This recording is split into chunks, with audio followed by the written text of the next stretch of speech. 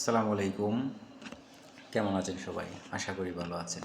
যদিও ভারত বাংলাদেশের যে অবস্থা, কতদিন ভালো থাকতে পারি আমরা তা জানি না। তবে কিছু বাস্তবতা আপনাদের সামনে তুলে ধরতে চাই ভারত এবং বাংলাদেশের যে উত্তেজনা সেগুলো নিয়ে।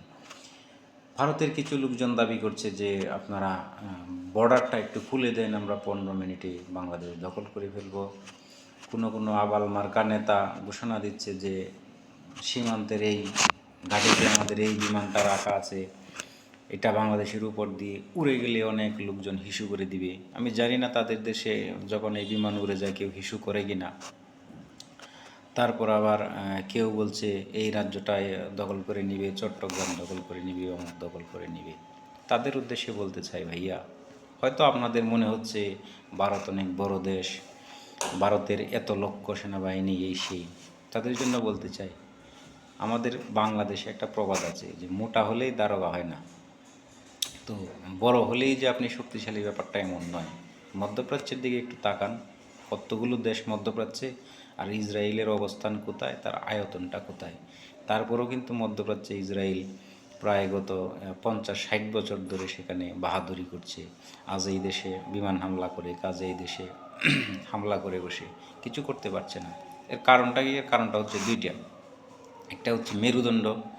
পৃথিবীতে বাঁচতে হলে মেরুদণ্ড যাদের শক্ত, সবসময় তারাই নেতৃত্ব দেয়, ছোটো হোক বড় হোক। আর দ্বিতীয় হচ্ছে বিশ্বের অন্যান্য যে মোড়লগুলা, সেই মোড়লগুলা যাদেরকে আমরা পরাশক্তি বলি, সেই মোড়লগুলা কিন্তু সেই ইসরায়েলের সাথে।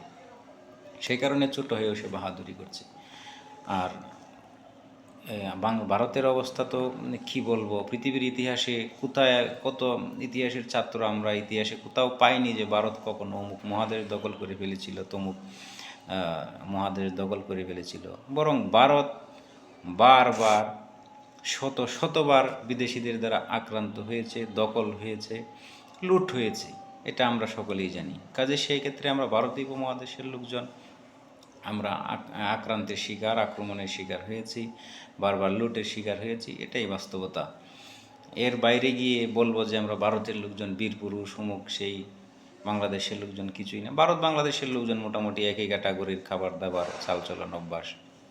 তো সেটা বড় কথা না। যারা এই বর্ডারে এসে হুমকি দিচ্ছেন তারা একটু বাস্তবতাটা তারা একটু জানেন।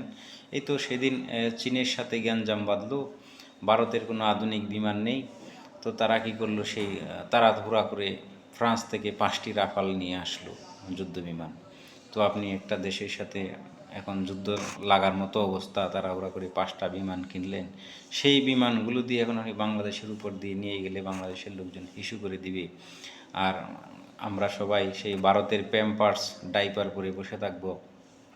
এরকম যদি আপনারা চিন্তা করে থাকেন, চিন্তা করেন। অলরেডি আলোচনা শুরু হয়ে গেছে যে বাংলাদেশ কোন ঘাঁটিতে একটা বায়ার আক্তার TB2 উড়িয়ে নিয়ে গেছে সীমান্তের কাছ দিয়ে ভারতের লোকজন। আপনাদের তো ভাই, আপনাদের হিসু করার মতো অবস্থা। আমরা তো কখনো বলিও নাই যে আমরা ভারতের উপর দিয়ে বিমান উড়িয়ে নিয়ে গেলে মানুষ হিসু করে দিবে, বয়ে ধরে পালাবে। আপনারা বলেছেন, আপনারাই আলোচনা করছেন। আমরা বাংলাদেশ থেকে কোনো দায়িত্বপ্রাপ্ত কোনো লোক কোনো দিন বলে নাই যে আমরা এই করে ফেলবো, এটা করবো, সেটা করে ফেলবো। আমরা যেটা বলছি, উভয়ে যদি আমরা শান্তিতে থাকতে চাই তাহলে উভয়কে গুরুত্ব দিতে হবে, সম্মান করতে হবে, শ্রদ্ধা করতে হবে। ভারত যেমন বাংলাদেশ দখল করতে পারবে না, ভারতও এই সামর্থ্য নেই যে একটা দেশ দখল করে ফেলবে। অতীত ইতিহাসও নেই, ভবিষ্যতেও পারার মতো অবস্থা নেই। কারণ বর্তমান পৃথিবী হচ্ছে একটা গ্লোবালাইজেশনের যুগ। আপনি এক জায়গায় যাবেন, এখানে দেখবেন পৃথিবীর বিভিন্ন দেশ থেকে মোড়লরা আসছে, বিভিন্ন পরাশক্তিগুলো সেখানে এসে জড়ো হবে। আপনি এক জায়গায় একটা গ্যাঞ্জাম বাঁধাবেন, সেখানে সেই মোড়লগুলো আসবে, এসে তাদের স্বার্থ দেখবে, স্বার্থ যেদিকে যায় তারা সেদিকে যাবে। যদি মনে করি বাংলাদেশের পক্ষে থাকলে তাদের লাভ, তাহলে ভারত যত শক্তিশালী হোক সেটা সম্ভব নয়। পাশাপাশি আপনার বাংলাদেশের লোকজন হচ্ছে মুসলিম, এই মুসলিমদের ইতিহাস আপনাকে পড়তে হবে, মুসলিমদের ধর্ম, মুসলিমদের কালচার, রীতিনীতি, এটা আপনাকে আগে পড়তে হবে। মুসলিমদের ধর্মটা কি? একটা গাজা বাংলাদেশের একটা জেলার সমানও না, 2-3টা উপজেলার সমান মিলে একটা গাজা উপত্যকা। সেই উপত্যকায় আজ 1 বছরের উপর থেকে ইসরায়েলি বর্বর বাহিনী লক্ষ লক্ষ সৈনিক, হাজার হাজার ট্যাঙ্ক নিয়ে হামলা করছে, ঝাঁপিয়ে পড়ছে। বাড়িঘরগুলো তুলোধুনো হয়ে গেছে, ধ্বংস করে ফেলছে। একটা বাড়ি নেই যে সেখানে আস্ত দাঁড়িয়ে আছে গাজা উপত্যকায়। সেই গাজা উপত্যকায় 10 লাখের উপরে লোক, তারা সুড়ঙ্গ করে মাটি গেড়ে উপরে নিচে যে যেভাবে পারতেছে কোনোভাবে জীবন রক্ষা করতেছে। কখনো বলেছে, কখনো শুনেছেন যে এই কথা বলেছে গাজার লোকজন যে আমরা ইসরায়েলের কাছে সারেন্ডার, ওরা আমাদের ঘরবাড়ি ভেঙে দিয়েছে, অমুককে মেরে ফেলেছে, আমরা আর পারবো না, আমরা ভয় পেয়ে গেছি, আমরা নিঃশেষ হয়ে গেছি, আমরা আর যুদ্ধ করব না, আমরা সারেন্ডার করে দিয়েছি? কখনো শুনেছেন?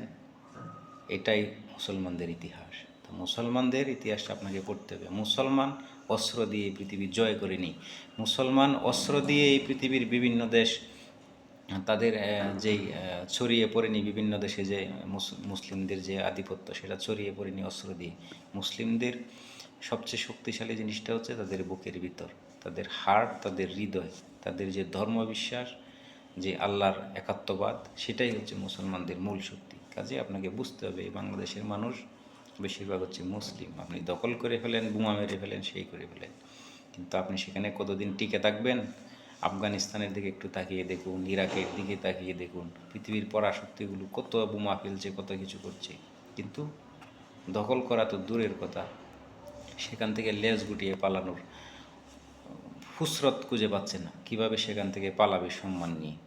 কাজে এইসব আবাল মার্কা কথাবার্তা বাদ দিয়ে ভারতের নেতৃবৃন্দ, এইসব শুভেন্দু টেবেন্দু কারা আছে এগুলোদেরকে বলবো, রাজনীতি করতে চান করেন, ভোটের রাজনীতি, হিন্দুদের ভোট টানবেন, তাই তো আরও অনেক উপায় আছে। ভালোবাসায় মুসলমানদের ধর্ম, ভালোবাসায় মুসলমানদের শক্তি, সেই ভালোবাসার দিকে নজর দিন। উভয় দেশের মানুষ সবাই শান্তিতে থাকবে, সারা পৃথিবীর মানুষ শান্তিতে থাক, মানুষ কাজ করবে, মিলেমিশে খাবে, খেলাধুলা করবে, এটাই হোক আমাদের ব্রত, এটাই হোক আমাদের স্বপ্ন। কিভাবে মানুষে মানুষে বন্ধুত্ব তৈরি করা যায়, দেশে দেশে সম্প্রীতি বাড়ানো যায়, কিভাবে উভয়ের মধ্যে আন্তঃবাণিজ্যিক সম্পর্ক বাড়িয়ে উভয় দেশ লাভবান হওয়া যায়, সেগুলো হচ্ছে আমাদের আলোচ্য বিষয়, সেগুলো হচ্ছে আমাদের মূল থিম, ভাবনা, আমাদের স্বপ্ন। তো কাজেই ভিডিওটা লম্বা হয়ে যাচ্ছে। সকলে ভালো থাকবেন, সুস্থ থাকবেন, যার যাই সবাই নিজের দেশকে ভালোবাসবেন। আর যারা মুসলিম আছি তাদের তো নামাজ কালাম আমরা পড়ব, আমাদের ধর্ম মেনে চলব। সকলে ভালো থাকবেন। আসসালামু আলাইকুম।